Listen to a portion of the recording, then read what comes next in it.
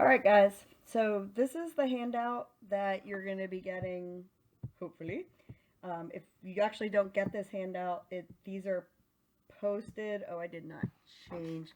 I actually made some changes. Let me. Nope. See, see how fun I am at home. I'm still doing same kind of nonsense that I do in school. I did something and then I wanted to change it. Okay, here we go. Give it a second.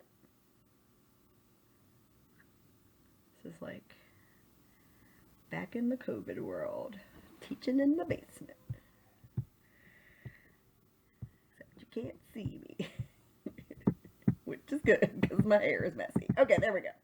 All right, so this is going to be the practice problem handout. Hopefully you'll get a copy of this. If that doesn't happen, this is posted, so you'll look at the copy online, but I'm going to do everything I can to make sure you guys get copies of this to do the problems. I'm also going to scan a key and post it so you can look at the key. I'm going to give you a couple heads up on these problems. So I have them grouped together. So problems 1 and 2 are, so problems, oops, about a pen. Problems 1 and 2 involve quotient rule. Right? So you're using quotient rule to find the derivative. I think those are the ones you usually don't make a mistake about because it's like, oh yeah, that's totally a quotient. Okay, so 1 and 2 are a quotient rule. 3 and 4, and I apologize here because the function for number 4 seems to have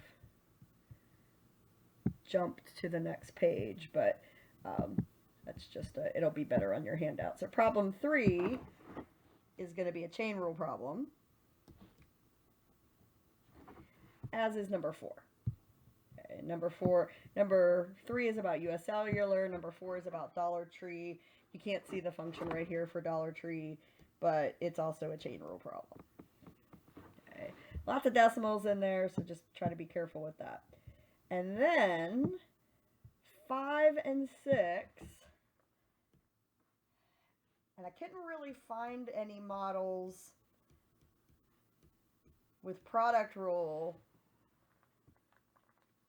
that would work for us, but I found these two.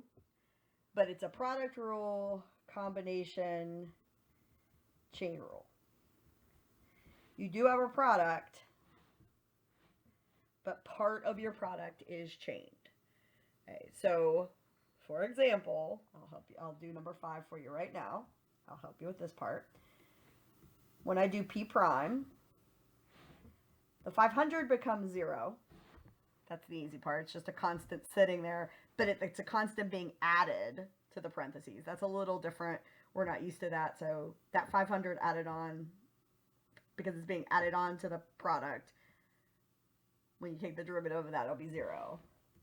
And then when I do my product rule, 50 plus t squared to the negative 1 times 2000 plus 2000t times, and now here's the chain, negative 1, 50 plus t squared to the negative 2 times 2t.